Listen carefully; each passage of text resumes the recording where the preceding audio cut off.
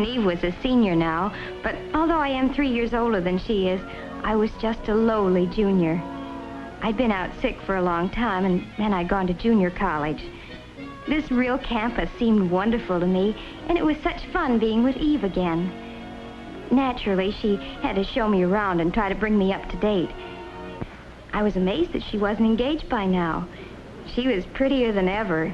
The number 1s are good. Let's have 2 of those, please. Make my number 3, if you don't mind. I don't see how you can eat so much so early in the morning. Are you on a diet by any chance? Of course I am, and you should be too. Every morning I exercise for 10 minutes. You can start right in tomorrow. Look, let's get this straight right now. You starve and you exercise. I eat and I watch you exercise. But it's really as necessary for you as for everybody else. Oh, cut it out. I wondered why Eve and I seemed different now, and I ended up by deciding that she was still the same attractive Eve, full of life, but a little self-centered and a little apt to push people around. I liked her as much as ever, but I wasn't so easy to push anymore. I didn't feel I needed her advice. Still, I didn't really resent it. Maybe it was that course in family relations last spring. I learned that it's a good idea to try to change yourself first if there has to be a change. Changing somebody else is practically impossible. Yet I must admit I was curious to know all about Eve, and she was more than willing to talk. Tell me about the boys you've met. You were saying something always happened. Well, whenever I meet a boy, I start asking myself, is he right for me? And I don't know, Mary, I really don't know. There was one you wrote about. His name was Alex, I think. Why did that fall through? That's just it, Mary, I don't know. I can't for the life of me figure out what happened. Take Alex, for instance, she said. I was down at Riley's one afternoon with the gang. I'd heard of him, but I'd never met him. He was a football star. I liked him, and he liked me right from the start. We found plenty to talk about, and neither one of us could figure out how we'd been on the campus for 2 years without ever meeting before. He was lots of fun. We decided to spend the afternoon together.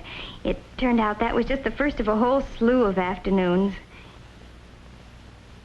He was really sweet and, oh, well, just nice to be with.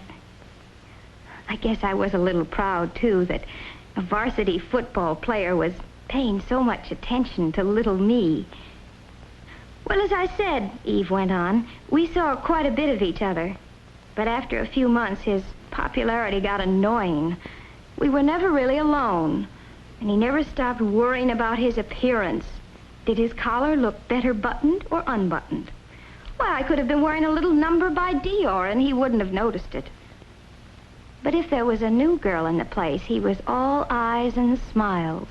It wouldn't make any difference what she looked like as long as she had some simpering crack to make about how well he had played on Saturday.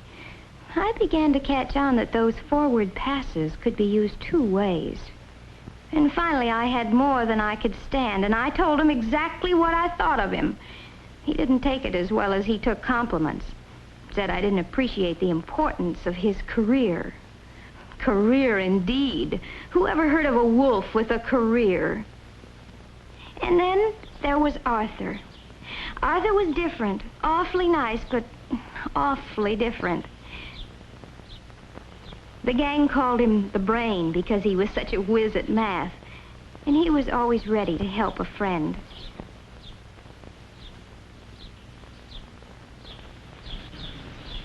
You're different from other girls. That's what you think. You're smarter. You're almost like a man.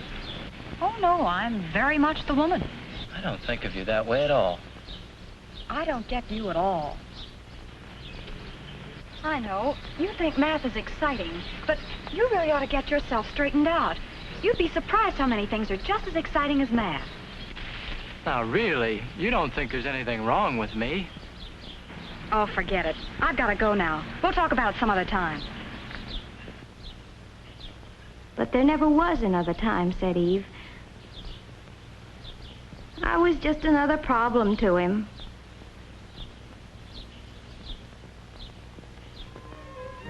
And then there was Steve. Steve was Eve's boyfriend for a whole spring term. He was cute, she said, and really romantic. He had his own workshop where he made boats and things. Eve used to come by to pick him up after her classes were over. Come on, Steve, they're waiting for you. Oh, I don't know, Eve. Why can't we just hang around here for a while today? You can help me paint and we can listen to some good music. It'll be fun. Is that your idea of fun? I want to be with people. Oh, What's wrong with that, Steve? nothing. Oh, come on, you'll have a good time. Hurry up and get on your short. He never wanted to leave that old carpenter's shop. I tried to get him out once in a while, really I did. You know, Eve, you can't make a man over like you do a room. But, Mary, don't you see what Steve needs? Is not you, but somebody else. You know what?